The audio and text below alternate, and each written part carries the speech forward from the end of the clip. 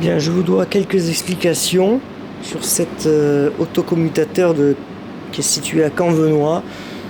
Je vous mettrai toutes les dates, etc.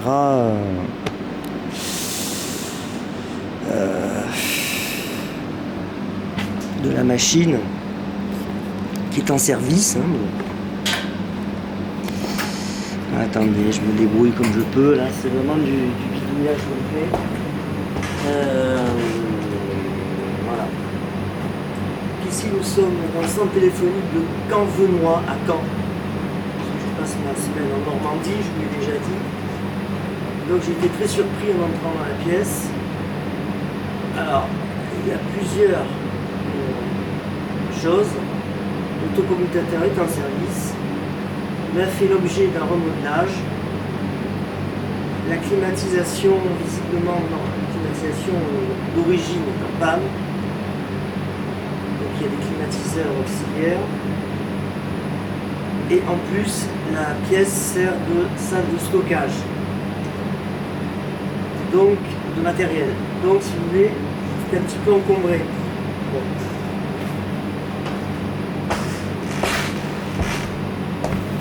Alors, les explications. Donc là, quand on voit, dès qu'on rentre à droite, on voit là du stockage de matériel, des morceaux de CSN en fait. Bon, voilà. Unité de raccordement d'abonnés. Des cartes stockées aussi, du câble.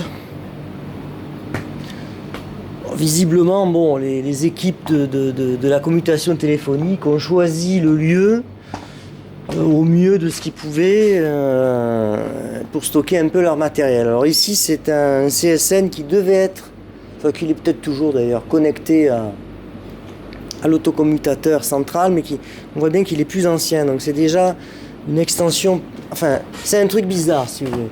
Parce que là vraiment on retrouve le cœur de la machine. Nous n'avons que des organes nobles. Ici il y avait les dérouleurs de bande magnétique. Bon, mais bon, vous savez qu'il n'y en a plus.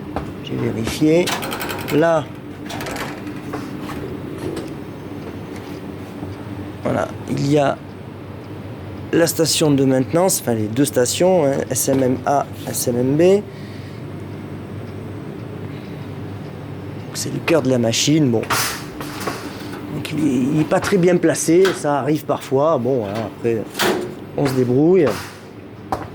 Donc ce que nous voyons courir ici, là, ce sont des prises pour évacuer les thermies.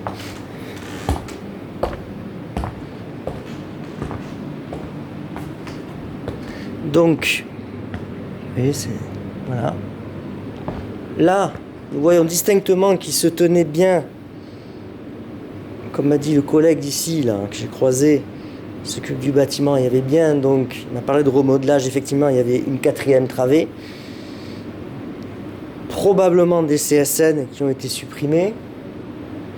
Alors, à ma droite se trouve du matériel posé, stocké, déposé. On voit dépose pour ferraille. Voilà, il y a même des choses qui vont être jetées. Voilà. Ferraille. D'où ça provient, je ne sais pas exactement. Voilà, là on voit qu'il y a des choses qui vont être réutilisées ailleurs. Bernay que j'ai déjà visité, Lisieux que je n'ai pas visité. Donc là on voit vraiment le stockage de matériel. Bon. Dépose soigné des câbles pour réutilisation site Bernay. Ça, ce sont des unités de raccordement d'abonnés. Donc je pense quand ils vont tomber, si vous voulez, le MT25 que vous avez vu sur ma chaîne précédemment, dont j'ai fait 2 vidéos, j'ai fait aussi une vidéo du site qui est très, très intéressant, enfin bon, au niveau enfin, décor, tout ça. Ils vont certainement mettre au sous-sol ou au rez-de-chaussée, au niveau du répartiteur, je ne sais pas. Ou à côté, ils vont tout regrouper le plus possible. Les parties congrues, et ça veut dire que le MT25 de Bernay n'a peut-être plus pour très très longtemps, à mon avis. Voilà, donc tout ça c'est vraiment du stockage de matériel, c'est posé sur les dalles. Bon. Alors d'où ça provient parce qu'on voit bien, si vous voulez, que ces baies, elles sont plus anciennes que l'autocommutateur. Alors celle-là, attention, armoire toujours sous tension, bon, hors tension, bon, enfin bon, on sait pas trop quoi. De toute manière, on ne touche pas. Voilà. Et là, nous avons ce qui reste de la machine, des organes nobles, qui contrôlent les abonnés qui sont dans le camp, et peut-être autour, les petites villes, etc.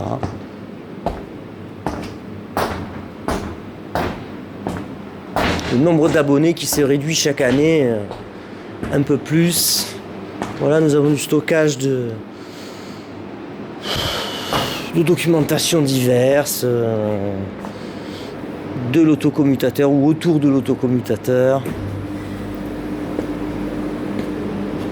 Là, enfin, les unités de climatisation mobile. Je vais vous dire, je suis entré dans une pièce où il y avait écrit UTA, unité de traitement de l'air. J'ai juste trouvé des équipements d'énergie et les bonbonnes d'extinction d'azote qui protègent cette machine. Je n'ai trouvé aucun équipement de climatisation. Alors je n'ai pas bien compris. Et alors est-ce qu'ils l'ont supprimé? Est-ce qu'en attendant, est-ce qu'ils vont le changer? Moi je ne sais pas, vous savez, j'arrive dans les centres. Je prends la situation telle qu'elle est.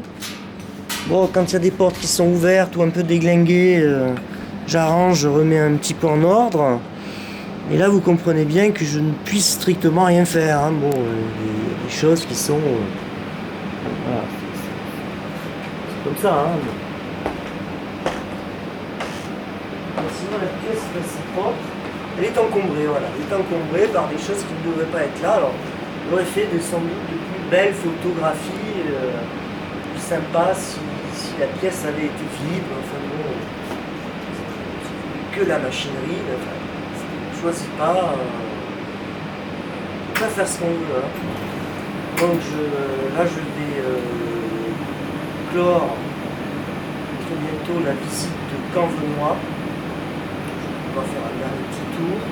C'est très intéressant au niveau d'ailleurs d'un infrarépartiteur en dessous de ce bâtiment, parce qu'il y a deux bâtiments qui composent le centre, je veux dire. Et vraiment d'une complexité, enfin bon, très, très sympa à photographier.